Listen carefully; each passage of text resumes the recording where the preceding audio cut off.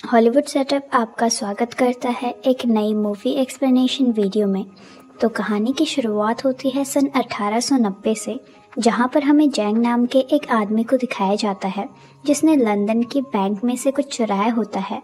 वो पुलिस से बचकर भागते भागते एक पेड़ पर चढ़ जाता है, जहां से वो एक वैज्ञानिक को देखता है जो एक कार पर एक्सपेरिमेंट कर रहा होता है।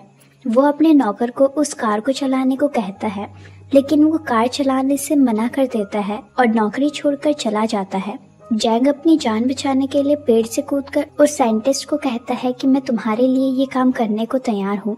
इसके बाद वैज्ञानिक उसे चलाने को कहता है।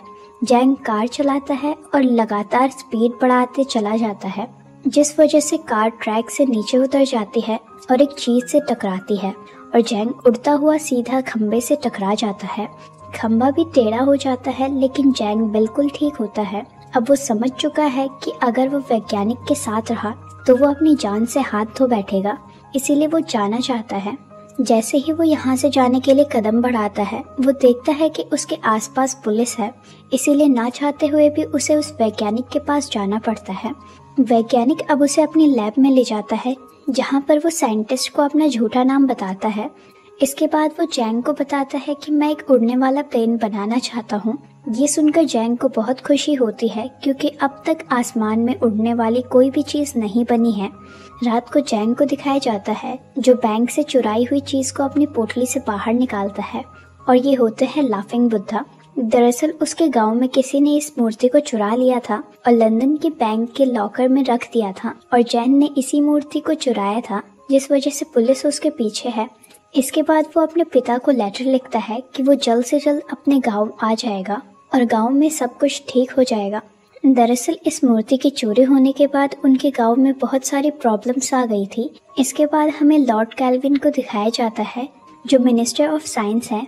उनके पास एक चाइनीज लेडी आती है जो मूर्ति जैन ने चुराई है। दरअसल वो मूर्ति इसी औरत ने चुरा कर कैल्विन को दी थी।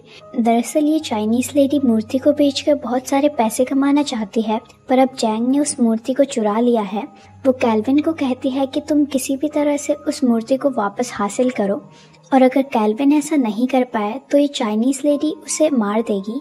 वहीं हमें रॉयल एकेडमी ऑफ साइंस को दिखाया जाता है, जहाँ पर वैज्ञानिक जैन के साथ जाता है।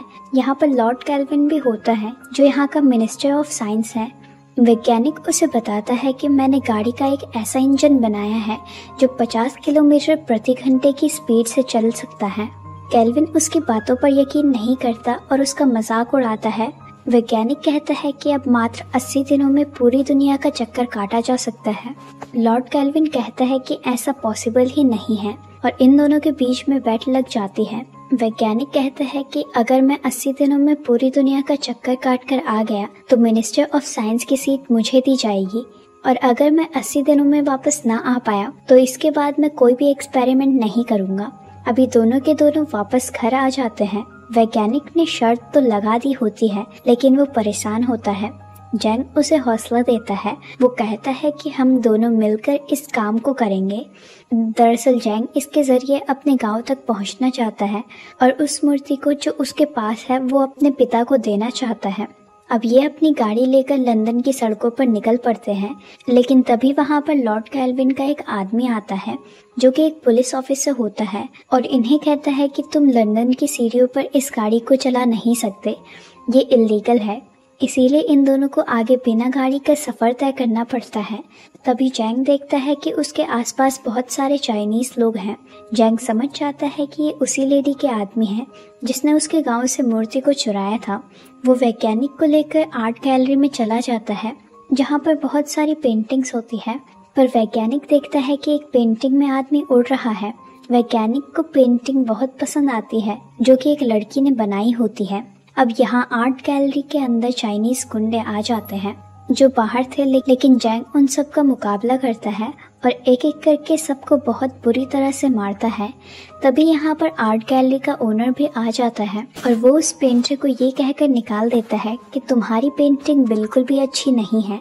अब इन्हें जर्मनी जल्द से जल्द पहुँचना है, इसीलिए अपने वाले बैलून का सहारा लेते हैं और ये तीनों के तीनों यहाँ से चल पड़ते हैं। वहीं नीचे चाइनीज गुंडे इनका पीछा करते रह जाते हैं और ये हवा से उड़कर इस जगह से निकल जाते हैं। वैज्ञानिक जैंग से पूछता है कि ये लोग तुम पर हमला क्यों कर रहे हैं। जैंग वैज्ञानिक से झूठ कह देता है कि ये हमारे गांव के लोग थे, ये नहीं चाहते थे कि मैं इन्हें छोड़कर जाऊं, इसीलिए ये मुझे रोकने की कोशिश कर रहे हैं। वैज्ञानिक को लगता है कि जैंग सच बोल रहा है, लेकिन इनके साथ जो पेंटर होती है वो समझ जाती है कि जैंग कुछ न कुछ छुपा रहा है। ये अपना सफर आगे तय करते हुए एक ट्रेन में दिखाए जाते हैं। दरअसल बैलून छोड़कर अब ये ट्रेन से अपने आगे का सफर तय कर रहे होते हैं। वैज्ञानिक को लगता है कि ट्रेन की स्पीड बहुत कम है, इसीलिए वो ट्रेन के पायलट को बोलने के लिए चला जाता है कि इसकी स्पीड बढ़ाओ। वहीं पेंटर लड़की जैंग से कहती है कि मुझे पता है कि तुम झूठ कह रहे हो और अगर तुमने मुझे सच नहीं बताया तो मैं वैज्ञानिक को तुम्हारी सच्चाई बता दूंगी। जैंग उसे सब सच बता देता है। लड़की कहती है कि मैं एक शर्त पर वैज्ञानिक को तुम्हारी सच्चाई नहीं बताऊंगी। तुम्हें उसे कन्विंस करना होगा कि वो मुझे जर्मनी ना छोड़े बल्कि अपने सफर में आगे ले जाए। दरअसल ये लड़की अब वैज्ञानिक को पसंद करने लगी है। जैन कहता है कि ठीक है, मैं ऐसा ही करूंगा।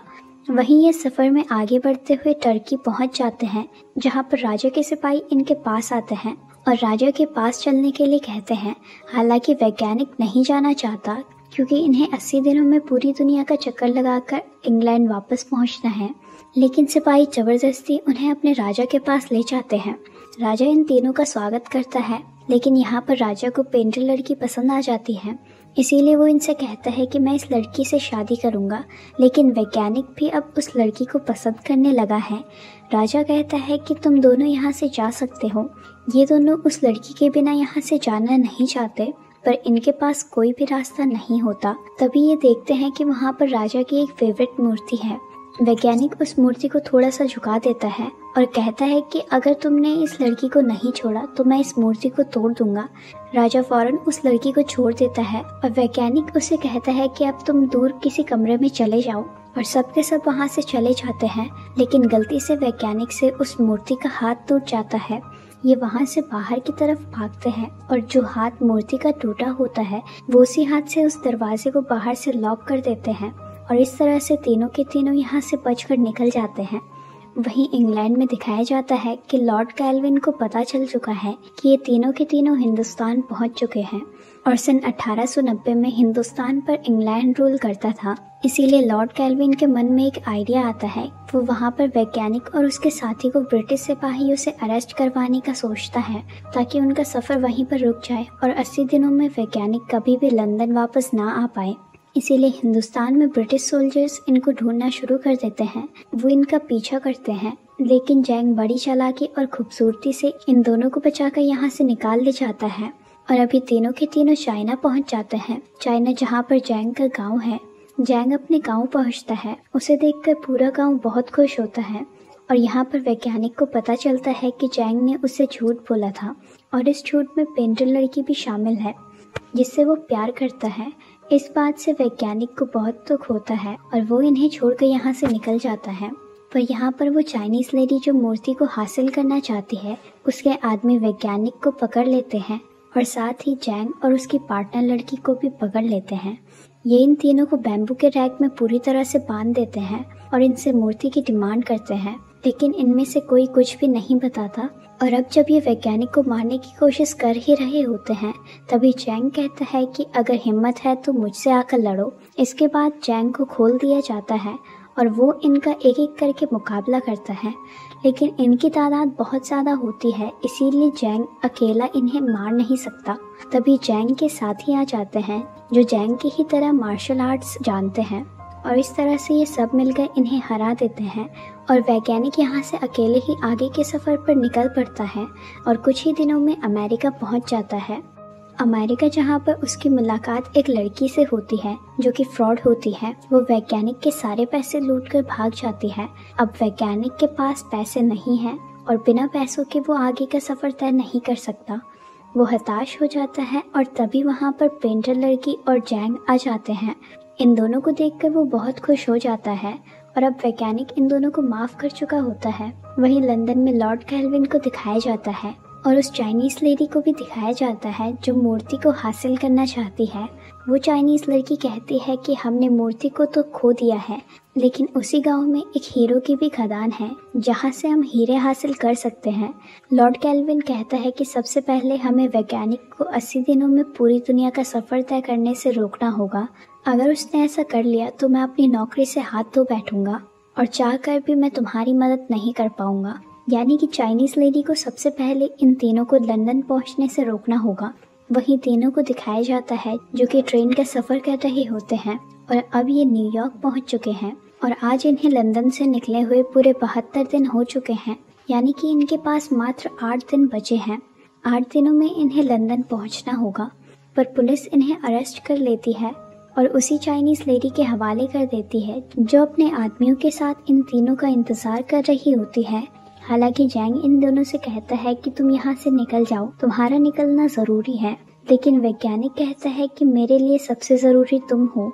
यानी कि अब ये बहुत अच्छे दोस्त बन चुके हैं और इसके बाद ही ये तीनों मिलकर चाइनीज़ लेडी और उसके सभी आदमियों को ख़त्म कर देते हैं और एक शिप से लंदन की ओर निकल पड़ते हैं। और जब वैज्ञानिक अपनी घड़ी देखता है और अंदाज़ा लगाता है तो वो समझ जाता है कि वो चाहकर भी 80 दिनों के अंदर लंदन नहीं पहुंच सकता, क्योंकि पानी के जहाज़ की स्पीड बहुत कम होती है और यहाँ पर शिप का ईंधन भी खत्म हो जाता है और वो भी समुद्र में रुक जाता है। वैज्ञानिक को कुछ भी समझ में नहीं आ रहा होता और तभी उसके दिमाग में एक आइडिया आता है। वो सोचता है कि क्यों ना मैं इस जहाज़ से एक हवाई जहाज़ बना लूँ और वो शिप के कैप्टन से कहता है कि तुम मुझे ये शिप दे दो और जब मैं लंदन पहुँच जाऊँगा और सर्च जीत जाऊँगा तो मैं तुम्हें एक नया जहाज़ दे दूँगा। शिप का कैप्टन उसकी बात मान जाता है और वैज्ञानिक यहाँ पर इस जहाज़ के सामान से उड़ने वाला एक जहाज़ को बनाता है और जितना भी ईंधन बचा होता है उससे वो अपने दोनों साथियों के साथ यहाँ से लंदन की तरफ निकल पड़ता है। और जब वो लंदन के आसमान में होते हैं तो किसी को भी यकीन नहीं आता कि आसमान में कोई चीज़ उड़ रही है, क्योंकि इंसान ने आज से पहले आसमान में कोई चीज़ को ऐसे उड़ते हुए नहीं देखा था। और तभी इनका प्लेन क्रैश हो जाता है और सीधा म्यूजियम के सामने आकर गिरता है। पर लॉर्ड केल्विन बाहर आ जाता है और कहता है कि तुम शर्त हार चुके हो। तभी वहाँ पर पुलिस वाला आ जाता है जो पहले लॉर्ड केल्विन के लिए काम किया करता था और वो सबको बता देता है कि लॉर्ड केल्विन ने उनका रास्ता रोकने की कोशिश की थी। लॉर्ड केल्विन कहता है कि हाँ, मैंने ऐसा किया था, कोई मेरा कुछ भी नहीं बिगाड़ सकता।